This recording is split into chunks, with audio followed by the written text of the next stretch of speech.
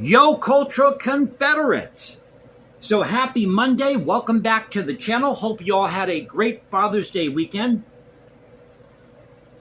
And this is going to be a reaction video to a video that Matt Walsh published a few days ago talking about Trump trying to restore the names of these different monuments or military bases, honoring people like Robert E. Lee, Bragg, whatever names you can pull out of a hat here.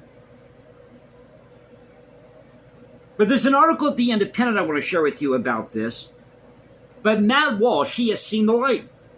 He has finally seen the light. Now in this video, Matt Walsh says that we should put back up a statue of Robert E. Lee, and it should be 5 times bigger than the original Robert E. Lee statue, so these people can't tear it down. Well, this statue should have never come down to begin with. And I've said this before here on the channel, for all you activists out there that want to take down these statues, whether it's Robert E. Lee, George Washington, Thomas Jefferson, take down the Confederate battle flag, you're no different than Hitler, Stalin, Mao, and Castro, who burned books, tore down statues, toppled buildings, and purged their society of all the unwanted. They believed in social justice. That's exactly what they did. Isn't that what you call it, social justice? Well, that's exactly what Hitler, Stalin, Mao, and Castro did. So Matt Walsh sees the light, and he's talking about slavery at the time and how Robert E. Lee was conflicted with this issue of slavery, because Robert E. Lee believed that it should be legal, but he had his reservations about the institution, which was a viewpoint shared by a lot of people in the South and the North and in places like Russia.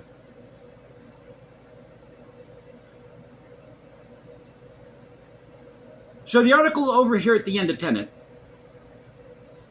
Trump to restore Confederate generals like Robert E. Lee to military bases after Biden changed them. This is a story by Andrew Feinberg, came out June 10th. By the way, if you're new to the channel, no fancy graphics, epic soundtracks, pretty boy camera angles. So what you see is what you get. We talk about the news of the day, try to preserve great art, music, history, and culture, talk about censorship, and this is a case of censorship here, taking down all these statues, or trying to rename army bases.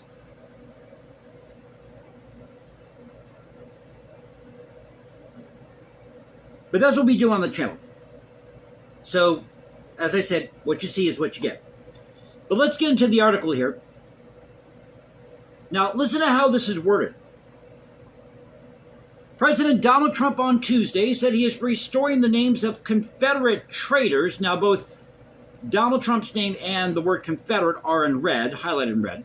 So I guess you can click on that and take it to the link, probably to promote somebody's book. 10 Reasons Why I Hate Trump. The Confederacy Was Bad,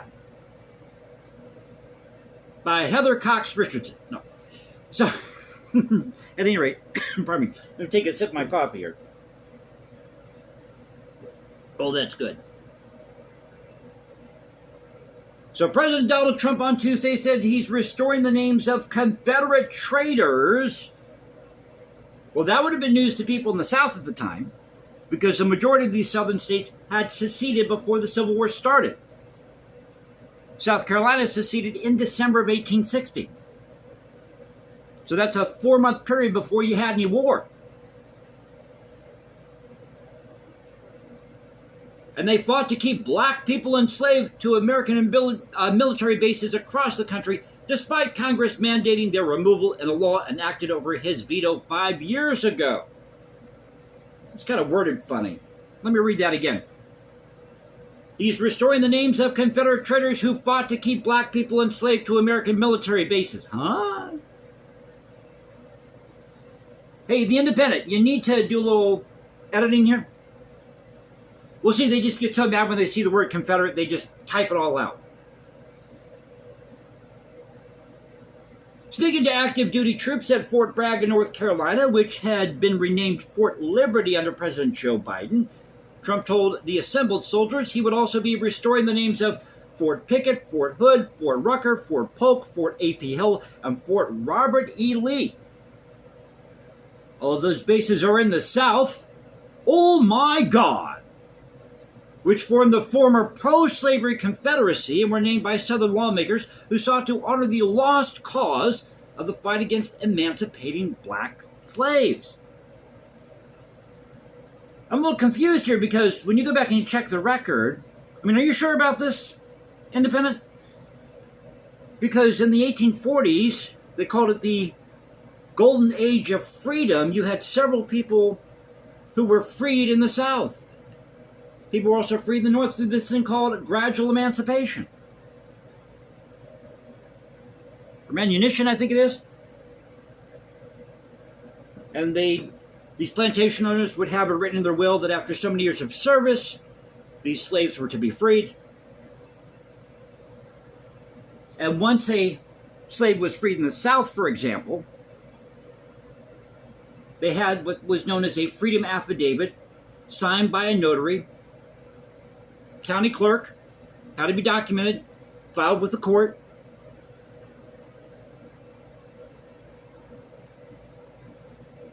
Quote, "We won a lot of battles out of those forts. It's no time to change," said Trump, who said he was very superstitious and therefore against renaming the bases despite Congress ordering it done in the waning months of his first term. Trump actually vetoed the legislation mandating the renaming of bases that honored Confederate generals. The fiscal year 2021 National Defense Authorization Act, or NDAA, in December 2020, citing the provisions for renaming the facilities as justification for the unprecedented rejection of the must-pass bill. And they got a picture of Trump here addressing troops at Fort Bragg.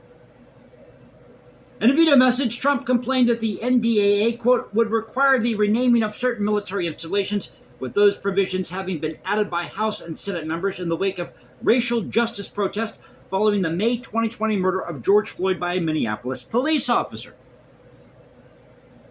Well, the George Floyd incident didn't happen in the South. It happened in Minneapolis, which is a northern city and a northern state. So why weren't people calling for the removal of the Minneapolis or the Minnesota state flag or any symbol representing Minneapolis in 2020? Sounds to me like they were just using the Confederate battle flag or these Confederate monuments as a catalyst here, as just an excuse to tear something down. But it's their right to protest, you see. Social justice. I'd like to remind all you activists that people like Hitler, Stalin, Mao, Castro, they burned books, they toppled statues, they destroyed buildings, purged their society of all the wanteds. So they believed in social justice. You go down this road of tearing down statues and burning books and tearing down the Confederate battle flag, then you're going down the road of totalitarianism, is what you're doing. No different than Hitler, Stalin, Mao, or Castro. Quote, over the course of the United States history, these locations have taken on significance to the American story, and those who have helped write it that far transcends their namesakes, he said, condemning Congress's directive as a politically motivated attempt or attempts to whitewash away history and to dishonor the immense progress our country has fought for in realizing our founding principles. That 2020 law remains in effect, which means Trump and Secretary of Defense Pete Hegseth will have to find other veterans with identical names to rename the bases after. No, you don't need to do that. These bases should have never been renamed to begin with.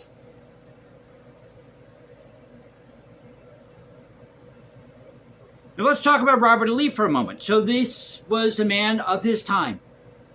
who was conflicted. He believed in the legality of slavery, but he had his reservations about the institution.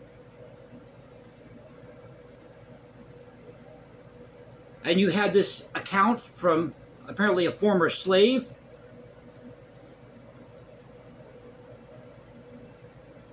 Wesley Norris,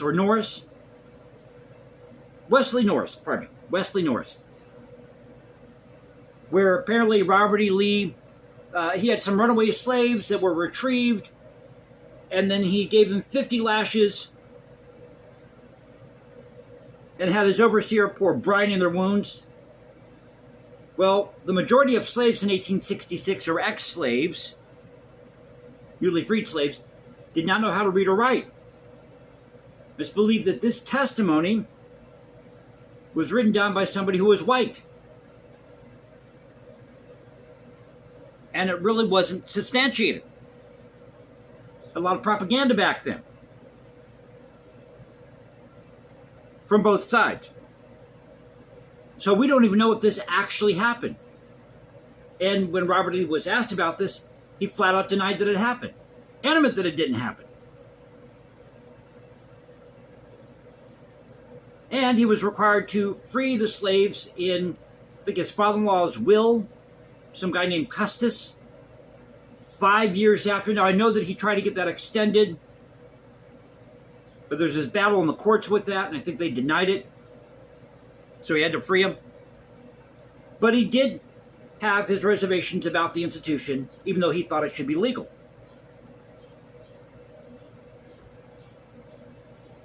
But a lot of people have that same view. All of the country, places like Russia. So, we have Matt Walsh here, posting a video,